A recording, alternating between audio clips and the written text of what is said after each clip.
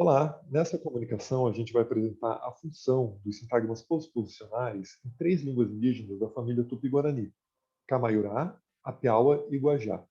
E esses sintagmas podem atuar tanto como adjunto, como argumento e também predicados. Aqui a gente está apresentando alguns dos resultados da minha dissertação de mestrado, que foi orientada pelo professor Dionei. Eu me chamo Arthur e a gente faz parte da UNB, do Programa de Pós-Graduação em Linguística, e do Grupo de Estudos NTL, Núcleo de Tipologia e Línguas Indígenas. Com essa preocupação de tipologia, a gente elaborou um protocolo de pesquisa para comparar as três línguas e formar uma base de dados comparável tipologicamente. Então, esse protocolo ele é composto de cerca de 30 perguntas que envolvem as definições que os autores usam, a morfologia dos sintagmas posposicionais, a diacronia das posposições, e ele tem por fundo motivações teóricas, que é a nossa filiação ao funcionalismo linguístico e também à tipologia. Um dos elementos que a gente considerou para classificar os SP é a terminologia empregada pelos autores, porque às vezes eles classificam como adjunto, mas chamam, por exemplo, um SP de objeto. Então, a nossa pergunta inicial é: como os autores, os tupinólogos, os especialistas nessas línguas, classificaram sintagmas posposicionais em suas obras? Classificaram como argumentos ou adjuntos? Essa é a nossa pergunta inicial. Se a gente fosse representar numa escala as respostas dos autores, a gente teria algo mais ou menos assim. Na extremidade direita, quase todos os SP seriam classificados como adjuntos. Quase todos. Por critérios formais. É assim que os autores classificaram. Mas existe uma classificação apenas de Lucy Seck sobre o Camaiurá que a gente interpreta que pode ser vista como argumento. Esse é o complemento de cópula, que a autora chama também de complemento predicativo, ou seja, chama de complemento duas vezes, que geralmente é associado ao argumento, e na hora de tratar das relações gramaticais na sua obra, Seck lista sujeito, objeto e complemento de cópula juntos. Para a gente são evidências de que ela trata o complemento de cópula como argumento. E aqui a gente tem o nosso primeiro exemplo, a nossa numeração sequencial à esquerda e a segunda numeração é a original da obra, aqui no caso do Camaiurá de Seck. Aqui a gente tem o SP complemento de cópula, então primeiro, terminologia complemento ajuda a gente a classificar como argumento. Aqui a gente tem a cópula, que a gente interpreta que tem um argumento interno, e um argumento externo, que é o SP, nucleado aqui pela posposição. Para a gente, isso é um argumento. No nosso segundo exemplo, também no Camaiurá, a gente tem o SP, objeto de comparação. Primeira questão terminológica, a SEC chama de objeto. Segundo, questão semântica, isso aqui é uma comparação. E numa comparação, a gente considera que os termos da comparação precisam ser expressos para se realizar. Então, essa aqui é uma predicação não verbal, aldeia, que tem um argumento interno e o argumento externo ao sintagma seria o SP. Como uma que foi varrida é a nossa aldeia. A gente considera que isso aqui é essencial à comunicação. Outro exemplo do Camaiurá, de SEC, sintagma posposicional na função de agente e paciente de construção recíproca, com dois nominais. Vejamos aqui o exemplo. Nominal cobra, nominal cachorro, coordenados pela posposição nité. E vejamos que ambos os nominais, a cobra e o cachorro, são agente e paciente, se morderam um ao outro. Aqui a gente propõe que estamos diante de um constituinte descontínuo, diferente do que ocorre no exemplo 4 da mesma língua do Camaiurá, em que os dois nominais ocorrem em sequência. O segundo, nucleado pela posposição. A gente propõe que, nesses casos, estamos diante de sintagmas posposicionais na função de argumento, possivelmente na função de sujeito. E a gente vê que Seck não discorda muito da gente, não está longe da interpretação de Seck. Ela diz: nos exemplos, os nominais coordenados com nité ocorrem como sujeitos. Os nominais coordenados são esses dois que a gente viu, aritana, sapai, e aqui cobra e cachorro. E a autora continua, na sentença 911, os sujeitos são mais humanos. Então ela considera que os dois nominais são sujeitos. Para a gente, são indícios suficientes de que se trata de argumento e não de adjunto. Sintagma posposicional de coordenação. Esse exemplo é muito parecido com o que a gente acabou de ver do Camaiurá, só que esse aqui é do Tapirapé, ou Apiaua, da obra de Praça. A autora afirma que a posposição né é utilizada para coordenação, estabelecer coordenação entre nominais. A gente tem aqui o nominal papagaio e aqui o nominal macaco. Portanto, a posposição está coordenando o macaco e o papagaio estão querendo se machucar. Para a gente, aqui, esse seria novamente um indício de que o SP atua como argumento num constituinte descontínuo com o SN macaco. A gente tem aqui agora um exemplo do Guajá de Magalhães. Magalhães afirma que o sufixo K é causativo e que quando ele entra no verbo, ele demove o sujeito antigo, o não índio, para uma função menos nuclear, menos central. Aqui, posposicionada, né? Com a posposição pé. E quando esse sufixo entra no verbo, ele traz um outro agente, o agente indireto. De modo que, na nossa interpretação, esse sufixo aumenta a valência do verbo, mas ele não deixa de prever o antigo sujeito. Então, a gente teria aqui um sufixo que eleva a valência de 2 participantes para 3, o agente direto e aqui o paciente. Ou seja, o antigo sujeito se mantém na grade semântica do verbo. Para a gente, não dá para dizer que esse SP aqui ele é apenas um adjunto só porque está no SP. Então, o agente direto ele é previsto na oração, no predicado, mas ele se realiza em um SP para se diferenciar dos outros participantes, por uma necessidade comunicacional. Aqui a gente tem também no Guajá um SP recíproco e ou reflexivo. Magalhães afirma que quando há correferência com o sujeito, esse prefixo aqui, reflexivo, ele passa a ocorrer na posposição, ou seja, ele ocorreria a rigor no verbo, mas como existe uma correferência, ele passa a ocorrer na posposição. Ou seja, essa reflexividade, reciprocidade, é construída sintaticamente. E ela pressupõe a realização do SP.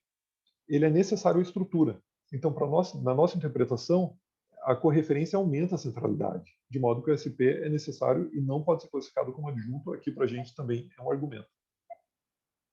Nesses próximos exemplos, que a gente pintou os SP de roxo, a gente teria não necessariamente argumentos, mas talvez quase argumentos, porque nem sempre nesses exemplos aqui a gente tem indícios formais de que se trata de argumentos. Essas quase categorias seriam os elementos que não se encaixam prototipicamente em uma classe. Então, não é um argumento prototípico, a gente está chamando de quase argumento. Primeiro indício que a gente tem aqui, SEC, no Camaiurá, chama esses verbos de ditransitivos. Então, a gente tem aqui o verbo dar, no Tapirapé também o mesmo verbo dar, que tem semântica dativa, geralmente pede um outro participante. SEC também chama de objeto indireto. É interessante, porque ela chama de objeto indireto, mas ao final classifica como adjunto, apenas por uma questão formal. Então, para a gente, os indícios terminológicos de transitivo e objeto indireto, e também da semântica do verbo, e, adicionalmente, o fato desses verbos geralmente ocorrerem com esse participante, mostram para a gente que não se trata de um adjunto. Para a gente, nesse caso aqui, seria um argumento, mas, talvez na ausência de alguma marca formal, pode ser, no mínimo, um quase-argumento, mas não é um adjunto. A mesma coisa ocorre aqui no exemplo de praça, no Tapirapé. Só que no Tapirapé tem uma marca mais formal. Por quê? Analisando as ocorrências com o verbo dar, na obra da autora, a gente vê que geralmente a ordem ocorre antes do objeto. Esse sintagma posposicional ocorre com frequência próximo do verbo. Então, para a gente, isso pode estar elevando a nuclearidade do SP, de modo que ele não pode ser tratado apenas como um adjunto. Nesse exemplo aqui, sintagma posposicional de verbo intransitivo em predicado de valente. Primeiro, a gente considera que existe uma diferença entre a valência do verbo e a valência da oração, na linha de Hopper e Thompson de 1980. A transitividade deve ser analisada em nível da oração ou do predicado. Então aqui a gente considera que, apesar do verbo ser intransitivo, o predicado ou a oração não são intransitivos, eles são divalentes. E além disso, Praça afirma que alguns verbos no Tapirapé tendem a ocorrer com complemento posposicional. E a terminologia complemento é da autora. Então, os verbos gostar, olhar, lembrar, geralmente ocorrem com posposição. Então, a gente tem aqui a diferença de valência da oração para a valência do verbo que não vai codificar todos os participantes nas línguas tupi-guarani. A gente tem um verbo intransitivo que com frequência ocorre com sintagma postposicional, que são indícios de que não se trata de um SP adjunto. E além disso, ao longo da obra, Praça afirma primeiro que esses SP são complementos, depois ela afirma que são oblíquos e também afirma que são adjuntos. Isso é comum nas outras obras, a variação terminológica para classificar alguns SP que não estão prototipicamente mostrando função de adjunto. Então, para a gente, isso mostra que talvez os autores não estejam convencidos de que sejam, sim, que sejam adjuntos, mas sim possam exercer alguma função um pouco mais central. Aqui a gente tem um sintagma postposicional que ocorre com verbos transitivos. Aqui eles eram intransitivos e agora um exemplo do Guajá, de Magalhães, com verbos transitivos. E nesse caso a autora fala que alguns verbos pedem complementos. Duas terminologias da autora: pedir complemento, pedir e complemento. Então aqui a gente tem o verbo colocar, que pede esse complemento SP. Então, para a gente, uma classificação formal é insuficiente para dar conta das funções desses sintagmas postposicionais. É necessário olhar para a semântica também dos verbos e para o que se realiza na oração, para essa transitividade não apenas na codificação formal, mas também em todo o predicado. E aqui são exemplos do que seriam os adjuntos prototípicos nessas línguas. Nós temos o verbo chorar, o verbo dormir, que não pede sintaticamente esses SP, o menino está chorando, o macaco dormindo alto. Esses SP não aparecem por uma necessidade semântica, né, por causa de comida e sobre a árvore. Nesses casos aqui, as autoras Sec e Magalhães, em relação ao Camaiurá e o Guajá, respectivamente, não tratam como, não chamam, não usam a terminologia argumento, objeto, oblíquo, complemento para nenhum desses SP, e eles não ocorrem geralmente nessas línguas com frequência com esses verbos. Então, para a gente, eliminando todos esses critérios, também não há correferência com o sujeito, a gente considera que seriam adjuntos prototípicos. Diante disso, a nossa proposta de escala seria diferente daquela das autoras. Para a gente, haveria sim um adjunto prototípico, mas bem menos. Haveriam argumentos prototípicos, os primeiros exemplos que a gente mostrou, e a grande maioria estaria aqui ao centro, seriam os quase-argumentos. A gente montaria uma escala assim, numa proposta prototípica e escalar, para mostrar, abranger todas as funções que os SP exercem nessas línguas. Porque os participantes semânticos nem sempre encontram um abrigo no formalismo sintático. Para a gente é necessário olhar mais do que a forma, a codificação no verbo para classificar esses SP. Ocorre que na nossa pesquisa, que era preocupada inicialmente com argumentos e adjuntos, a gente achou uma função a mais dos sintagmas postposicionais e é uma função mais nuclear ainda, a função de predicado. Vejamos alguns exemplos deles. Em SEC, em 2000, já havia essa classificação de SP como predicado. Então aqui a gente tem o predicado divalente, nucleado pela uma postposição divalente, né? Com um argumento interno, água, e um argumento externo, toca do sucuri. Então é uma predicação não verbal. Essa análise já estava em SEC. Ela não estava em Magalhães em 2007, mas a gente acha que esse exemplo pode representar essa situação. A autora afirma, Magalhães, que no Guajá os sintagmas nominais marcados pelo A não podem predicar.